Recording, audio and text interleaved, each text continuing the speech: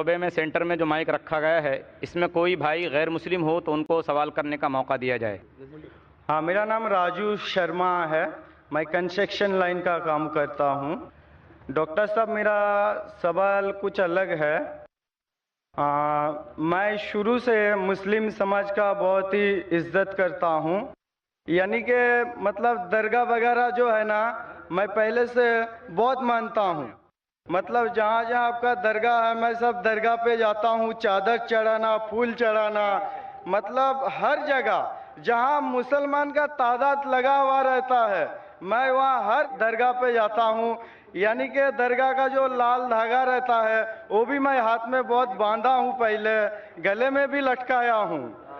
پھر بعد میں کیا ہوا، میرے کلکتہ کا معظم حسین نام کا ایک لڑکا ملا، جنہوں نے مجھے کہا کہ جب پہلے تم مٹی کا بنا ہوا، پتھر کا بنا ہوا بتوں کا جیسے پوجا کرتے تھے وہ جیسے شرک تھا، تو یہ جو درگاہ جانا، چادر چڑھانا، ہاتھ میں لال دھاگا باندھنا، گلے میں لٹکانا، یہ بھی شرک ہے۔ تو میں بولا، میں پھر جہاں پر تھا پھر میں وہاں پر ہی آیا، تو کوئی فائدہ نہیں ہے، کیونکہ دیکھیے کوئی ایسا سوال کیجئے جو اختلافی نہ ہو۔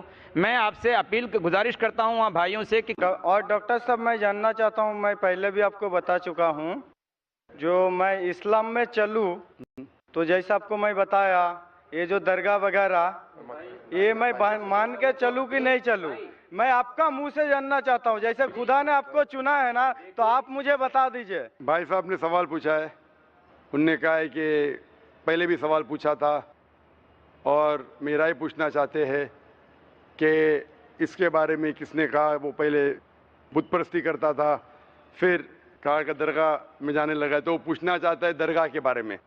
میں نے قرآن مجید پڑھا ہوں،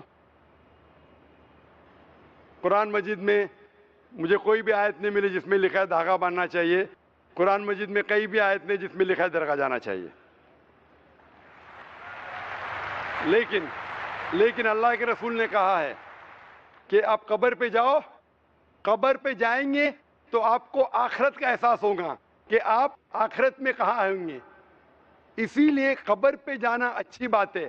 آپ اس شخص کے لیے دعا کر سکتے ہیں، یو کین پرے فار ہم بٹ یو کی ناٹ پرے ٹو ہم اور تھرو ہم۔